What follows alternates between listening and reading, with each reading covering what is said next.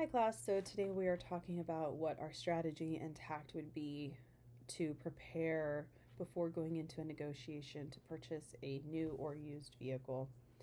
My recommendation would be to start with the finances, establish what your budget is, identify your credit score, identify how much money you have to leverage as a down payment, if any at all. A great tool to use is Credit Karma. This allows you to see what your credit score is, what open balances you have. So if you do need to do any kind of cleanup, or if you have forgotten about an open account that may have gone delinquent, you have an opportunity to fix that before you go into requesting a line of credit to purchase a vehicle. I would also look at different financing options. A lot of times people go to the dealership and they finance with the dealership directly. For example, if you were to go to Ford, there's Ford Financial, and so on and so forth with all of the different car manufacturers. I would recommend going to your bank and or credit union, and if not your own, then one in the local area. For example, here in San Diego, I know that San Diego County Credit Union is top rated for their financing interest rates. So that leads me to my next point, is to consider what the current market is for interest rates, because whichever financial institution that you choose to do business with, you should know what to expect based on your credit score. Typically, people with a higher credit score will receive a lower interest rate because the risk is less for the lender. So that is something else you can negotiate before you even go into purchase a vehicle. I know that some financial institutions, if you have a high enough credit score, for example, if you were to go to a credit union or a bank, they may say you're guaranteed $50,000 to purchase a vehicle.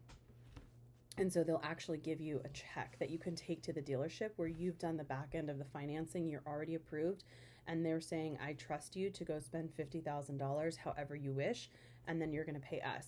And that's a really cool tool to use instead of going through the dealership's financial, because that's like taking cash essentially, because you took all that work out for them. And so you basically have a check for $50,000 that you just write their name on, and there you go, there's your car. So I would do that when it comes to the financial side of it. On the other hand, considering the purchase price, I would take a look identify what vehicle you want or which few vehicles you are interested in and happy to purchase. I'd also consider looking at different dealerships. So if it's a Ford Focus that you're interested in, take a look at the different Ford dealerships and what sales they have going on. And oftentimes on the sales ads, they'll repeat the same sale of the vehicle. And that is an indicator for how long that vehicle has been on the lot, and if that's something that you're willing to be satisfied, if you're happy with purchasing that for a lower price, if that's what your goal is, then you can leverage the fact that the vehicle has been on the lot for a long period of time. If that is something that is not important to you, you can still take a look at what dealerships have what sales going on at different times.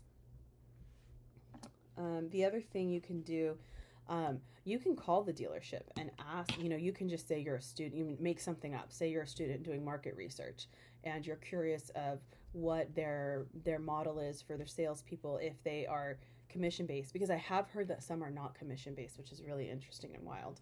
And find out if when they have to hit their quotas, etc. And they may or may not give that information to you, but if they do, that's really good information to know, because for example, if they have a quota to meet by the 15th of every month, you can go in on the 14th or even the 15th in the morning, and they're going to be a lot more eager to work with you to move that car off the lot and to hit their sales quota. So anyways, those would be all of my strategies and tactics before going into the actual negotiation.